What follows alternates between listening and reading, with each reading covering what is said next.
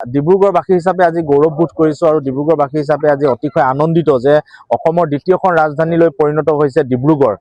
মুখ্যমন্ত্ৰী ডক্টৰ হিমন্ত বিশ্ব শৰ্মা ডাঙৰীয়াই দায়িত্বভাৰ লোৱাৰ পিছতে ইয়াত CM কাৰ্যালয় উদ্বোধন কৰি তেখেতে ঘোষণা কৰিছিল যে ডিব্ৰুগড় অসমৰ দ্বিতীয়খন ৰাজধানী হ'ব আৰু সেই কথাটো আজি সাকাৰ ৰূপ পাবলৈ গৈ আছে। কাৰণ CM কাৰ্যালয়ৰ পিছত এতিয়া বিধানসভাৰ চৌহদ উদ্বোধন হ'ব, বিধায়কসকলৰ আৱাস গৃহ উদ্বোধন হ'ব, ইয়াত ষ্টেডিয়াম উদ্বোধন হ'ব, বন্যপ্ৰাণী গৱেষণা গৃহ উদ্বোধন হ'ব। গতিকে এই সকলোবিলাক দিশৰ পৰা চালে আমি ডিব্ৰুগড়বাসী হিচাপে, ডিব্ৰুগড়িয়ান হিচাপে আমি আজি অতিশয় আনন্দিত আৰু মুখ্যমন্ত্ৰী হিমন্ত বিশ্ব শৰ্মা ডাঙৰীয়াক আমি ধন্যবাদ জ্ঞাপন কৰিছোঁ। নৰেন্দ্ৰ মোদী ডাঙৰীয়া, অমিত শ্বাহ ডাঙৰীয়া, দিলীপ শইকীয়া ডাঙৰীয়া, সৰ্বানন্দ সোণোৱাল ডাঙৰীয়া সকলোকে ধন্যবাদ জ্ঞাপন কৰিছোঁ। অসমৰ দ্বিতীয়খন ৰাজধানী ডিব্ৰুগড়ক অসমৰ দ্বিতীয়খন ৰাজধানীলৈ পৰিগণিত কৰাৰ বাবে ডিব্ৰুগড়বাসী হিচাপে আজি গৌৰৱবোধ কৰিছোঁ আৰু ডিব্ৰুগড়বাসী হিচাপে আজি অতিশয় আনন্দিত যে অসমৰ দ্বিতীয়খন ৰাজধানীলৈ পৰিণত হৈছে ডিব্ৰুগড়।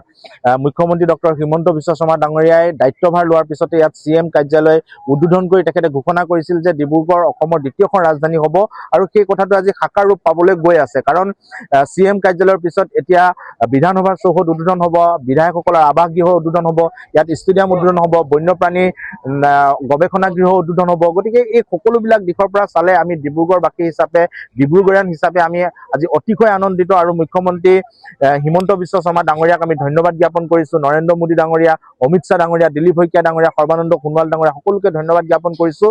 অসমৰ দ্বিতীয়খন ৰাজধানী ডিব্ৰুগড়ক অসমৰ দ্বিতীয়খন ৰাজধানীলৈ পৰিগণিত কৰাৰ বাবে ডিব্ৰুগড়বাসী হিচাপে আজি গৌৰৱবোধ কৰিছোঁ আৰু ডিব্ৰুগড়বাসী হিচাপে আজি অতিশয় আনন্দিত যে অসমৰ দ্বিতীয়খন ৰাজধানীলৈ পৰিণত হৈছে ডিব্ৰুগড়।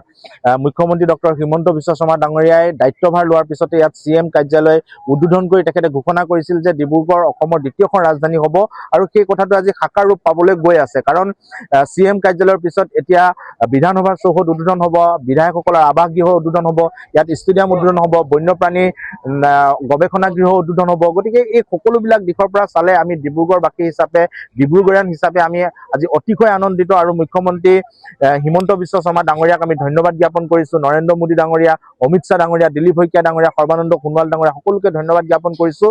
অসমৰ দ্বিতীয়খন ৰাজধানী ডিব্ৰুগড়ক অসমৰ দ্বিতীয়খন ৰাজধানীলৈ পৰিগণিত কৰাৰ বাবে ডিব্ৰুগড়বাসী হিচাপে আজি গৌৰৱবোধ কৰিছোঁ আৰু ডিব্ৰুগড়বাসী হিচাপে আজি অতিশয় আনন্দিত যে অসমৰ দ্বিতীয়খন ৰাজধানীলৈ পৰিণত হৈছে ডিব্ৰুগড়।